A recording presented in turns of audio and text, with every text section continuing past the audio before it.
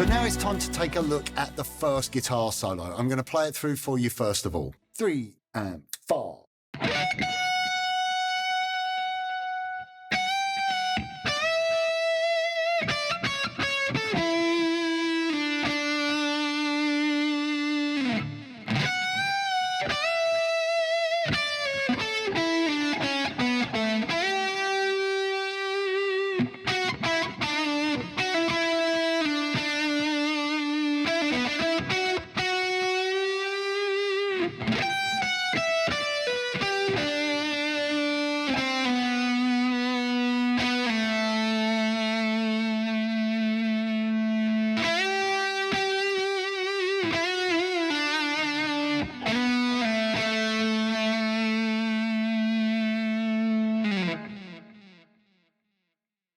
Now, David is obviously known for playing guitars with single coil pickups and a whammy bar, but today I've chosen to play this on my favourite Les Paul in my collection. I love this guitar, and I just wanted to show to you, I guess, that you can play this solo on a non-tremolo guitar. It's a great way for you to be working on your vibrato and really kind of honing in your skills on the pitch of your bends as well. Now, I've changed the gear up a little bit today to what I normally use. I'm using a fuzz pedal, as David produced a lot of his driven tones with old Big Muff style fuzzes. I'm running into the Boogie Fillmore 50 combo, and I'm using the Cab Clone IR Plus, but I'm using a 4x12 impulse response. David chose to use very clean amplifiers into 4x12 cabs. So I thought that this setup did a pretty good impersonation of that iconic tone.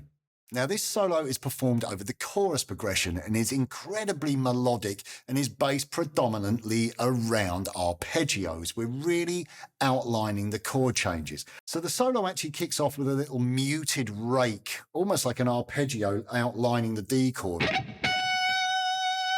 So you're sort of resting the fingers across and raking, dropping the pick down. I did play that during the intro demonstration, but I think for the purpose of our playthrough, our gameplay, I don't really think it's that important that you play that part. I think it's better if you just come in with that first note. But I just wanted to point out what that cool technique is at the beginning of the solo. It's one of his a real trait of his playing. It's a real kind of signature sound of David's soloing technique. So we start off with the F sharp note,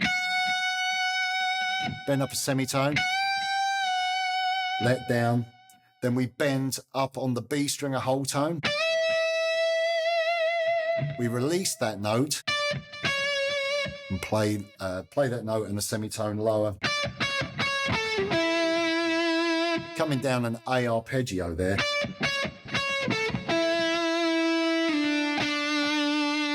And then we slide down a whole tone and re-pick. Okay, so let's play through that first section slowly.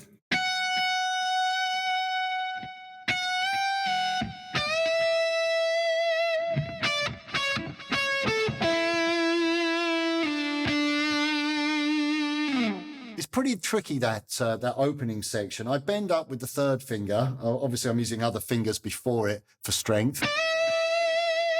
And then the third to second, and then second to first, and then first. And then I slide down and re-pick with the first finger. So just sorting out crossing the strings when playing that triad shape. Okay, the next portion of the solo, we do the same bend. Then onto the B string. There, we're bending up a semitone and releasing on the top E.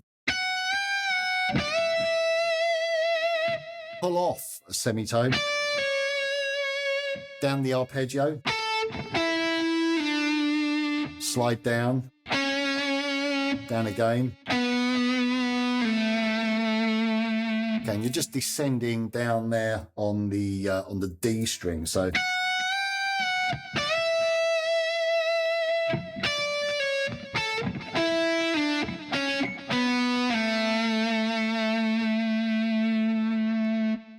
next section, we kick off with a big tone and a half bend.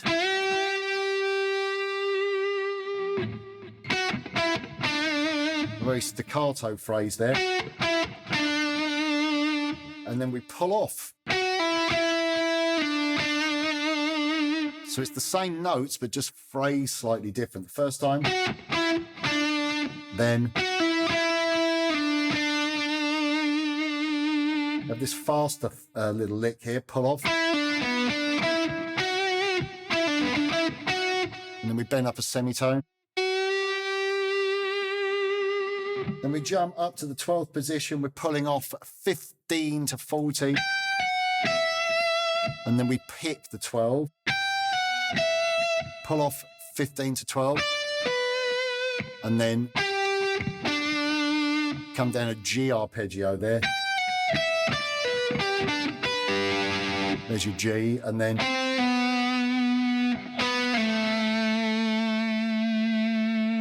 let's put that whole end section together from that big bend.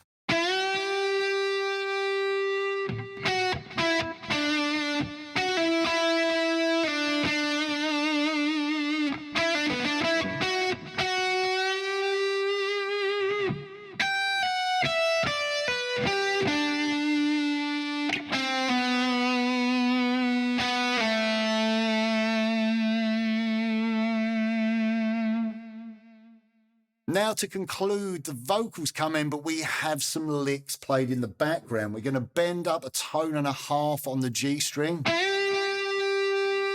And then we repick. So you get this. And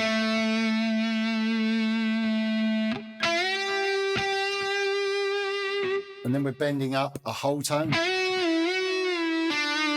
Bend up twice, but it's a little bit of a faster bend that. You get this. So you bend up, release, and then bend up quickly. So you get...